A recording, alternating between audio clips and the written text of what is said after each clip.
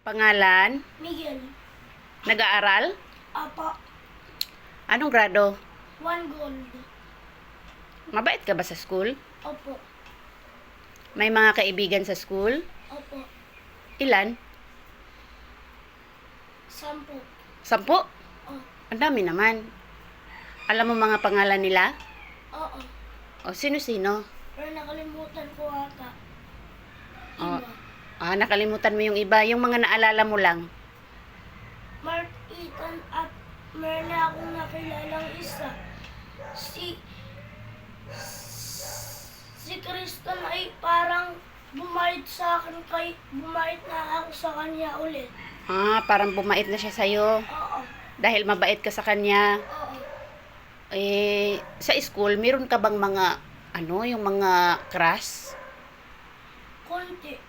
Kunti? Kaya nababawasan isa-isa sila napapagalitan kaya hindi naman sila masipag.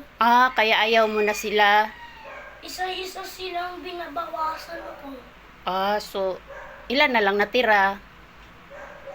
May natira pa ba? O wala ka na talagang crush ngayon? 5 pa. Ay, 5. Marami O ano mga pangalan nila? Hindi mo kilala. Nakalimutan ko nga. Pero yung yung pinaka-crush mo, maganda? Magaling siya. Magaling sa school? Matalino siya? Opo. Mabait sa'yo? Opo. Kaya siya yung ba't hindi mo alam yung pangalan? Siya naglilista ng mga makukulit. Hindi mo alam pangalan niya? Lorraine pala. Lorraine? Oh. Akala ko ba ang crush mo si Unica? Ayaw mo na kay Unica? Gusto pa. Di ba meron? Pero mas gusto mo yung isa. Di ba meron akong 5 crush? Pero pinakagusto mo si Lorraine. Oo. Ang galing. Bakit mo siya pinakagusto? Kaya ang galing niyang maglista. Kahit isang rinig, kilala niya yon. Tapos ano pa? Ano pa yung maganda sa kanya? Tapos na kagad sa gawain. Mabilis gumawa ng mga aralin. Oh. Tapos mabait sa'yo? Oo.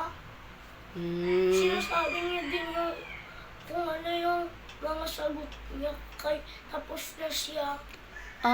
Sinasabi sa'yo yung mga sagot niya? Oo. Yung makukulit, yung hindi ko kaibigan doon, ay sabi ng tapos na. Pero hinihintay nila yung kanilang kaibigan, yung aking makulit na kaibigan. Hinihintay yung kanilang kaibigan at ako hindi naman hinihintay. Sila sulbaan naman. Lahat ng mga bata doon sa school dapat nga hintayin. Buti si teacher ang bait-bait. Sabi ni teacher, tahimik lang, bawal magsabi ng ganon. Bawal magsabi na tapos na, si teacher nang yung maglilipat. Pero, hintayin lang yung mga hindi pa lang tapos. Kaya pag yung mga makukulit, inulit yung sabing ganon, papaluin na ni teacher yung kamay ng stick. Tapos, natatapos ka naman sa gawain mo sa paralan? Opo. Pero hindi ka nag-iingay? Opo. Totoo? Opo.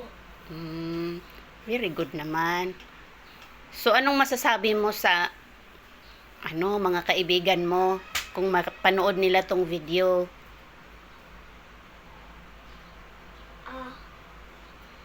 Hindi ko alam. Sa crush mo? Hindi ko alam. Kaya meron namang iba-ibang friend Sige, magbabay ka na lang sa kanila. Bye-bye. Bye-bye.